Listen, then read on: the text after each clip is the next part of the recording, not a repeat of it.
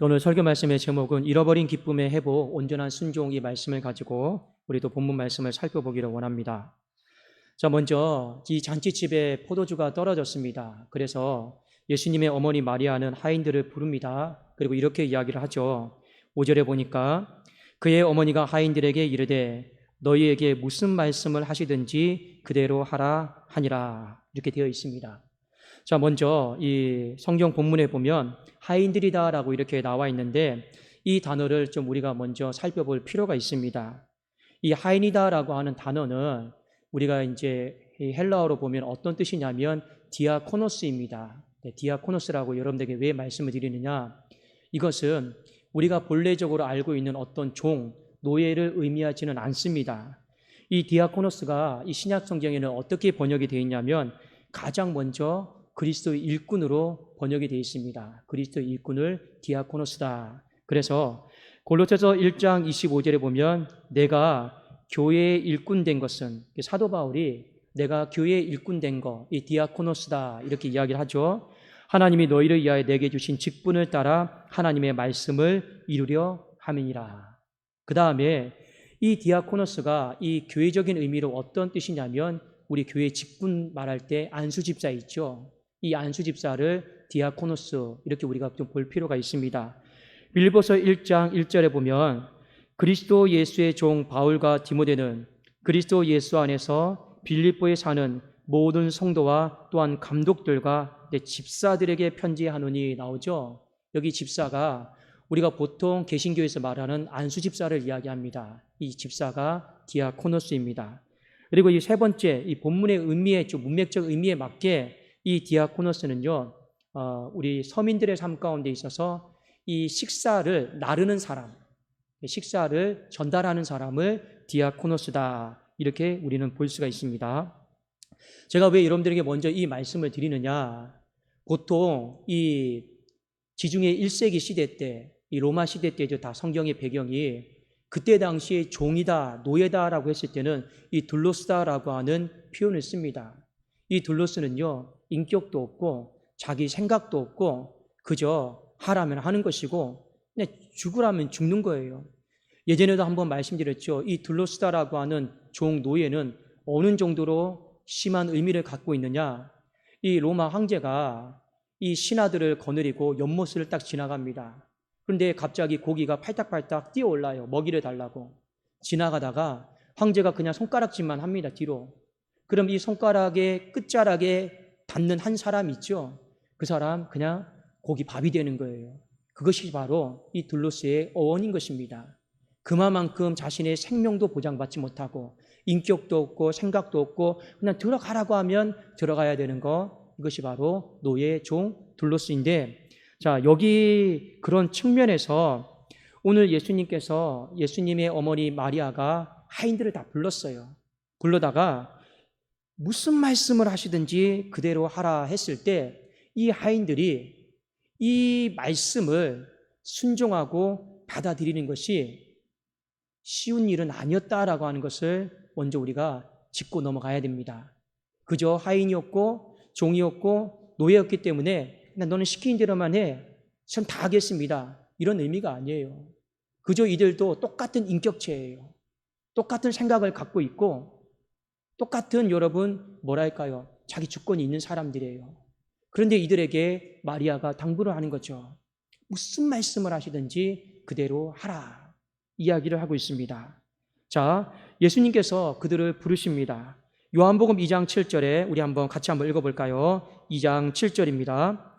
무슨 말씀을 하시든지 그대로 하라 했을 때 그들의 첫 반응입니다. 7절 한번 읽겠습니다. 시작. 예수께서 그들에게 이르시되 항아리에 물을 채우라 하신즉 아기까지 채운즉. 자, 먼저 예수님이 항아리에 물을 채우라라고 명령을 하셨죠. 자, 이 물을 채우라라고 하는 건 어떤 의미냐면 그냥 가득 채우라라는 거예요. 그런데 우리는 한 가지 여기서 짚고 넘어가야 될 것이 있습니다. 가득 채운다라고 하는 건 사람마다 기준이 조금씩 달라요. 어느 정도까지 채워야지 가득 채우는 것이냐? 왜냐? 그것은 기준에 따라서 조금씩 다릅니다. 제가 생각하는 가득은 여기고 또 제가 생각하는 가득은 여기다라고 해도 별로 할 말이 없어요. 예수님의 지시는 무엇입니까? 그저 가득 채우라라는 것이었어요. 그런데 이 하인들이 항아리에 물을 채우라 하셨을 때 오늘 성경은 분명히 이렇게 기록을 하고 있습니다. 아기까지 채웠다. 이 아기까지 채웠다라고 하는 건 이 항아리에 여러분 언저리 있죠? 거기까지 채워 넣었다라는 거예요. 이게 무슨 말씀입니까? 마리아가 부탁을 했죠. 무슨 말씀을 하시든지 그대로 하라 했습니다. 순종을 요구했어요. 그리고 예수님이 불러다가 항아리에 물을 채우라 했습니다. 그들이 아기까지 언저리까지 채웠다. 이것은 우리에게 한 가지 중요한 메시지가 있죠. 그들이 무슨 말씀을 하시든지 온전히 순종하였습니다. 그걸 상징적으로 보여주는 거예요. 우리는 이 항아리의 용도를 잘 알고 있습니다. 유대인들은 이 정결법이라고 하는 거, 정결 예식이 있어서 들어올 때 손을 씻는 버릇이 있어요. 그 통입니다. 용도는 그것입니다. 그런데 이 하인들이 분명히 그 용도를 알고 있음에도 불구하고 왜 이 용도를 다른 용도로 주십니까? 이 용도는 그런 용도로 쓰시면 안 됩니다. 이런 어떤 의문이나 이의 제기를 전혀 하지 않고 그저 항아리에 물을 채우라라고 했을 때 그들이 아기까지 언저리까지 채운 것, 이 온전한 순종을 보여준 것을 오늘 우리에게 가르쳐주고 있습니다. 자, 그리고 그 다음 명령이 무엇입니까? 연회장에게 갖다 줘라. 두 번째 명령을 하셨습니다. 자, 8절 한번 우리 같이 한번 읽어볼까요? 자, 8절입니다. 시작. 이제는 떠서 연회장에게 갖다 주라 하심에 갖다 주었더니. 왜 예수님께서 두 번째 연회장에게 갖다 주라 말씀하셨냐면 이것은 이스라엘의 어떤 잔치 문화를 우리가 이해하실 필요가 있습니다. 이스라엘은 어떤 혼례나 축제의 잔치가 있을 때 연회장을 한 사람 고용을 했어요. 이 연회장은 이 잔치의 모든 것들을 총괄하는 사람입니다. 자, 그래도 이 연회장은 어디에 앉아 있냐면 이 식탁의 어떤 가해에 앉아 있어요. 거기서 잔치를 진행하고 주관을 해요. 그리고 이 사람이 한 가지 하는 주된 일이 뭐냐면 이 하객들에게 음식이 나눠지기 전에 먼저 본인이 맛을 봅니다. 왜 그럴까요?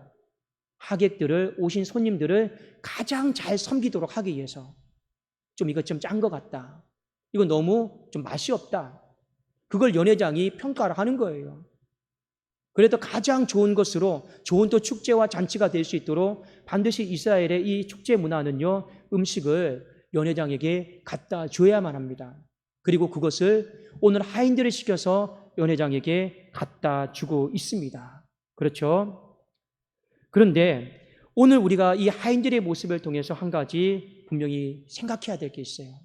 제가 이전에도 한번 말씀드렸죠. 이 하인들은 예수님을 만나본 적도 없습니다. 예수님의 능력을 경험해 본 적도 없습니다.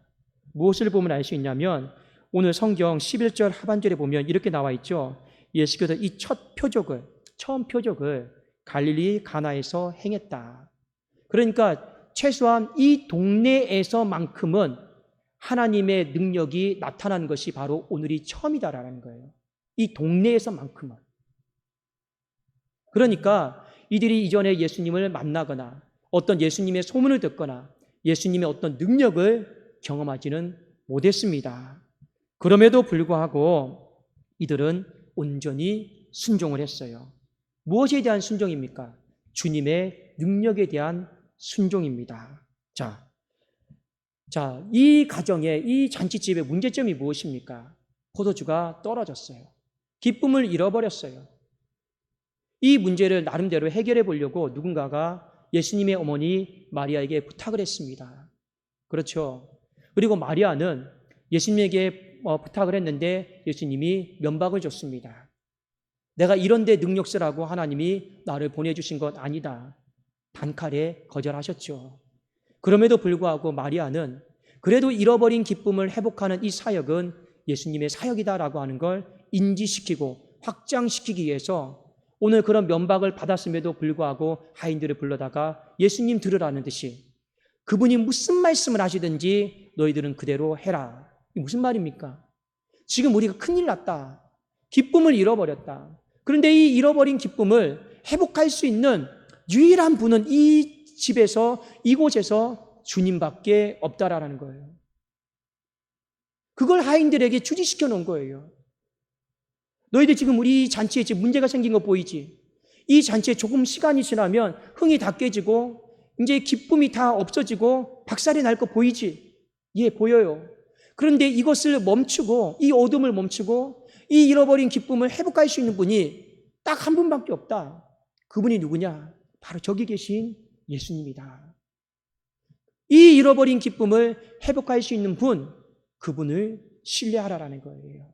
이 마리아의 말을 듣고 이 하인들은 예수님을 만난 적도 없고 예수님의 능력을 본 적도 없음에도 불구하고 오늘 무슨 말씀을 하든지 그들이 온전한 순종으로 반응하고 있음을 보여주고 있습니다.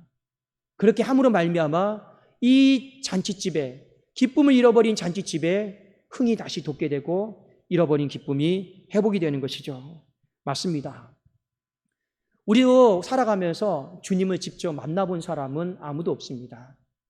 주님의 어떤 능력을, 직접적인 능력을 우리가 눈으로 보고 경험한 사람은 아무도 없습니다. 그러나 우리는 주님을 알 수 있어요. 신뢰할 수 있습니다. 어떻게요? 성경을 통해서요. 하인들이 주님을 만나본 적도 없고 주님의 능력을 경험해 본 적도 없지만 그들은 마리아를 매개로 해서 그래도 이 문제를 해결할 수 있는 분은 주님이다라고 하는 소식을 들었고 그걸 믿고 신뢰했어요.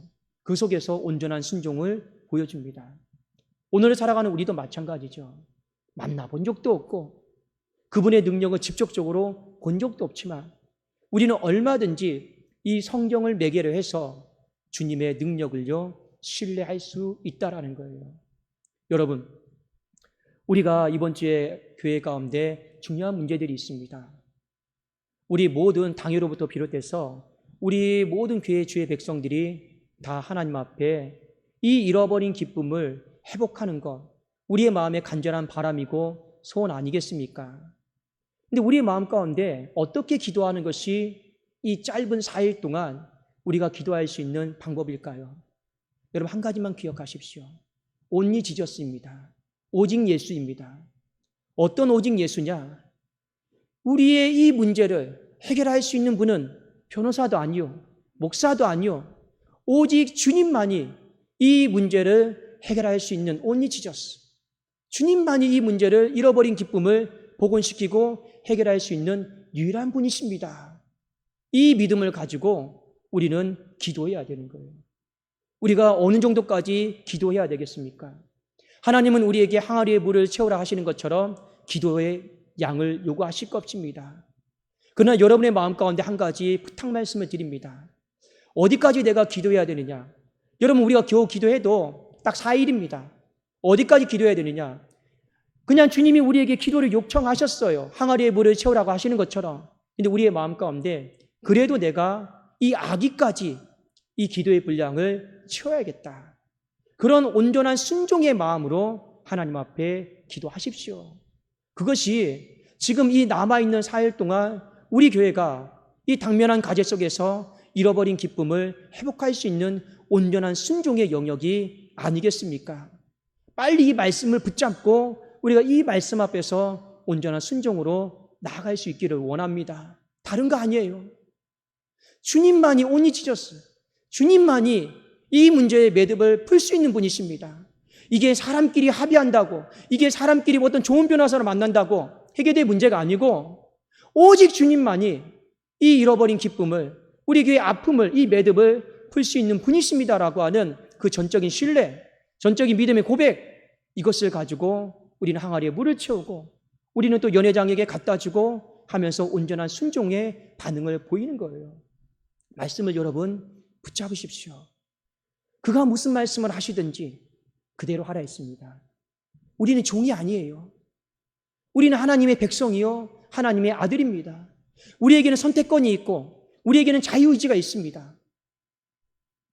우리는 어떤 것을 요구받았을 때 내가 이것을 할 것인가 말 것인가 우리가 결정을 해요.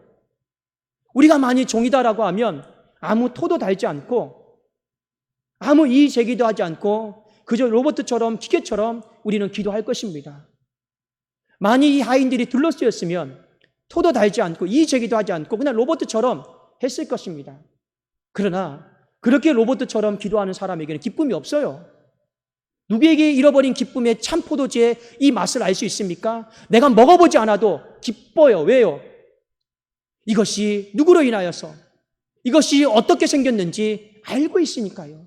그 하인들은 포도주의 맛을 보지 않아도 기쁩니다. 그렇지 않겠습니까? 마찬가지입니다. 우리의 모든 일들이 매듭이 지어졌을 때 누가 가장 기쁠까요? 하나님 앞에 온전한 순종으로, 온전한 기도로, 그래도 내가 바쁜 거 내려놓고, 힘든 거 내려놓고, 그래도 내가 먹고 싶은 거, 마시고 싶은 거 내려놓고 금식하면서 온전한 순종으로 내가 선택하고 나아갔을 때, 내가 하나님 앞에 아기까지 채우는 그 헌신을 주님 앞에 보여드릴 때, 그리고 우리가 그 물이 변하여 포도주가 된 사건을 보고 우리는 그 포도주 맛을 보지 않아도 다 행복하고 기쁠 것입니다. 우리는 종이 아니에요. 우리는 노예가 아닙니다. 우리는 그저 하나님이 부르신 그리스도의 일꾼들입니다. 우리의 마음에는 생각도 많고 내 주관도 많고 내가 해야 될 바쁜 일들도 참 많은 사람들입니다. 그럼에도 불구하고 이번 주만큼은 하나님 앞에서 디아코노스가 아니라 둘로스가 되십시오. 어떤 둘로스입니까? 내가 기도의 종이 되겠습니다. 내가 온전한 순종의 종이 되겠습니다. 이 마음을 가지고 하나님 앞에 우리 모든 주의 백성들이 올려드릴 때 하나님께서 물이 변하여 포도주가 되게 하시고 우리 교회 안에, 여러분의 가정 안에 잃어버린 기쁨을 온전히 회복하여 주시는 그 놀라운 은혜를 다 경험하게 하실 줄로 믿습니다. 기도하겠습니다.